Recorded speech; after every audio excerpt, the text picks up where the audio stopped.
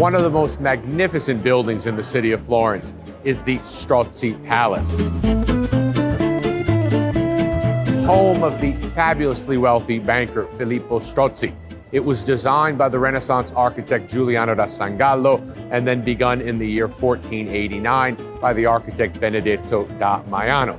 And like most of the family palaces in the Renaissance city, it is a block-type palace on the outside, rectangular in shape and covered with this beautiful array of brown sandstone known as pietra forte. And in fact, you'll notice that the surface of the exterior is quite rough on the lower stories, but then gets more refined as we move up. And that rough treatment is called rustication. It makes the structure look more fortified. And in fact, this tradition of fortified-looking family palaces is one that runs all the way back to the Medici palace that was built about 3 decades before.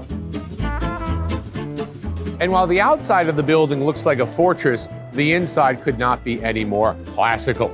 These beautiful gray pietra serena Corinthian columns supporting these beautiful semicircular arches, which in turn hold up the entablature, on top of which we have the piano nobile, the noble floor, which is in fact where the living quarters of the family were located, all of it surmounted by that beautiful loggia, which was once open to the elements, and in fact where the kitchens and servants' quarters were located as well.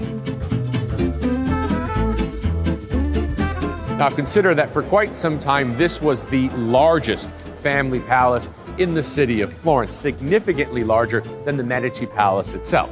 But the Medici would have their revenge when they purchased and eventually enlarged the Pitti Palace on the other side of the river, making it so big that technically the entire Strozzi Palace could fit in their courtyard.